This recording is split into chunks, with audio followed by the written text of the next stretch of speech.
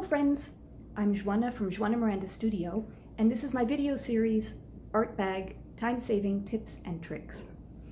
Are you an aspiring artist, but you still find that you struggle to express yourself with your own unique style? Good news, you are not alone, and in today's video, I'm going to share the steps I have had on my own path to developing my own style. First and foremost, it's important to keep in mind that just like fashion, personal illustration style is not something that's fixed, and yours will change with time. Also, it's not a race, or if it is a race, it is not a sprint, it is more like a marathon. When you're first starting out, it's really important to look at the work of other artists whom you admire. When I first started doing illustrations, I looked a lot at the work of Jean-Jacques Sempe, the French illustrator cartoonist, and I have many of his books. And I admire his work because of the simplicity of line, but at the same time for the sophistication of human emotions that are portrayed, and also, of course, for the humor. When I realized that I was really drawn to humor in illustration, I then got this book, which, as you can see, is the complete cartoons of the New Yorker. This is like a Bible for me. It features cartoons back from the beginning of the magazine, back in the 1920s, very earliest, 1925 to 1934, and continues on almost to the present day. I think it ends in around 2006, so obviously not present day, but there is a CD that comes with the book, which contains many more cartoons. So many cartoons that have been published during that amount of time that if they put them all in one book, it probably would not be liftable. Looking through this book, even if you're not interested in cartoons per se, is a great educational experience because you'll get exposed to all kinds of drawing styles and see how they've evolved over the years and different line techniques, different shading techniques. So I find a great deal of inspiration from looking at this book.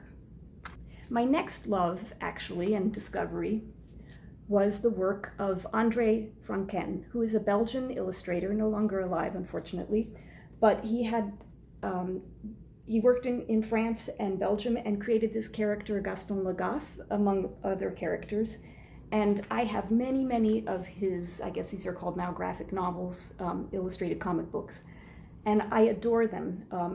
He has a wonderful sense of line and style and also story development.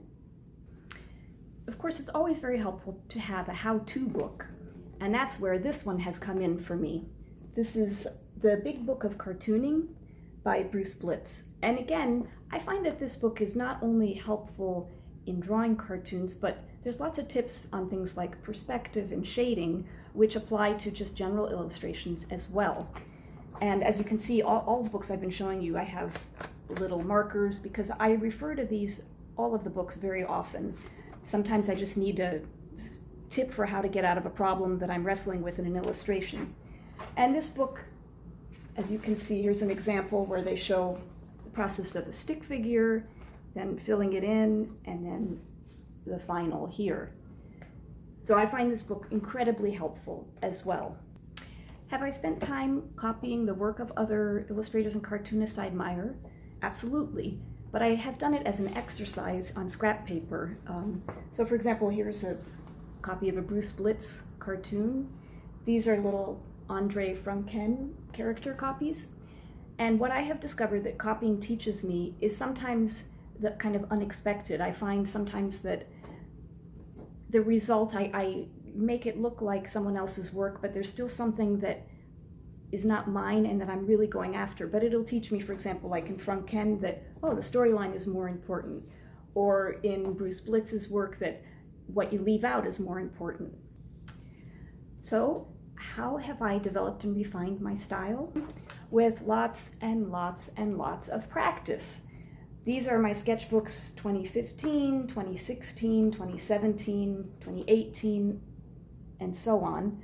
And that's since I've started keeping my sketchbooks. Before that, I wasn't even keeping my sketchbooks. So lots and lots of practice, and basically daily practice, refining what you like, what you don't like, and sometimes understanding that when you feel like you're hitting a wall, that's when you put things aside, come back the next day, and you'll actually have made the most progress. Remember, anything really worth doing probably takes time, a lot of effort, and yes, some sweat. But in the end, you may find that the marathon was really worth it. And that's it for today's Art Bag Time-Saving Tips and Tricks video. If you like this video, I hope you'll consider giving it a thumbs up. Please keep in mind that I post these videos every Monday and Friday. If you subscribe to my channel, please be sure to toggle on the little bell so that you will be notified every time I put up a new video. Thanks so much for watching. Bye!